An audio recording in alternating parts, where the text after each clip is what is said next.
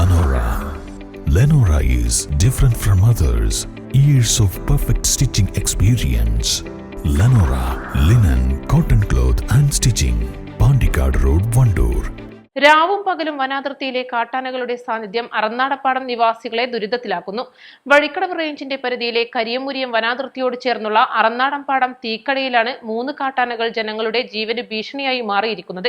വനാതിർത്തിയോട് ചേർന്ന് 12ഓളം കുടുംബങ്ങളാണ് ഇവിടെ താമസിക്കുന്നത്. ഒരു കൊമ്പൻ, ഒരു ചുള്ളിക്കൊമ്പൻ, ഒരു മോഴ എന്നിങ്ങനെ 3 ആനകളാണ് ഇവിടെ ജനങ്ങൾക്ക് ഭീഷണിയായി മാറിയിരിക്കുന്നത്. 3 ആഴ്ചയിലധികമായി ഇവ അറനാടമ്പാടം ജനവാസ കേന്ദ്രത്തിന് സമീപത്ത് താവളമുറപ്പിച്ചിരിക്കുകയാണ്. ജലലഭ്യതയുള്ള ചതുപ്പാണിവിടം. ഇക്കാരണത്താൽ ആനകൾ ഇവിടെ നിന്നും മാറുന്നില്ലെന്ന് നാട്ടുകാർ പറയുന്നു. വനാതിർത്തിയിൽ സൌരോർജ്ജ വേലിയുണ്ടെങ്കിലും ചില ദിവസങ്ങളിൽ വേലി ചാർജ് ചെയ്യാൻ വനം ജീവനക്കാർ മറന്നുപോകും. ഇങ്ങനെയുള്ള ദിവസങ്ങളിൽ വേലി തകർത്ത് ആനകൾ കൃഷിയിടങ്ങളിൽ ഇറങ്ങി വിളനാശം വരുത്തുന്നതും പതിവാണ്.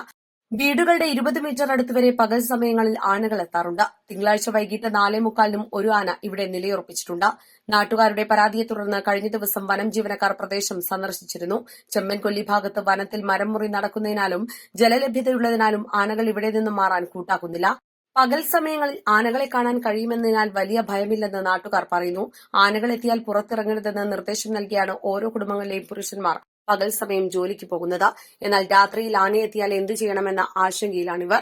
എടക്കര ഗ്രാമപഞ്ചായത്ത് സ്ഥാപിച്ച ശക്തി കുറഞ്ഞ ഒരു ലൈറ്റ് മാത്രമാണ് ഇവിടെ രാത്രിയിൽ വെളിച്ചം പകരുന്നത്. വനം അധികൃതർ യാതൊരു നടപടിയും സ്വീകരിക്കാത്ത സാഹചര്യത്തിൽ ശക്തിയേറിയ ഒരു ലൈറ്റ് ഈ ഭാഗത്ത് സ്ഥാപിക്കാനുള്ള തയ്യാറെടുപ്പിലാണ് നാട്ടുകാർ. രാപ്പകൽ വ്യത്യാസമില്ലാതെയുള്ള കാട്ടാനകളുടെ സാന്നിധ്യം അറനാടമ്പാടം നിവാസികളുടെ ഉറക്കം കെടുത്തിയിരിക്കുകയാണ്. East live, Edakkara.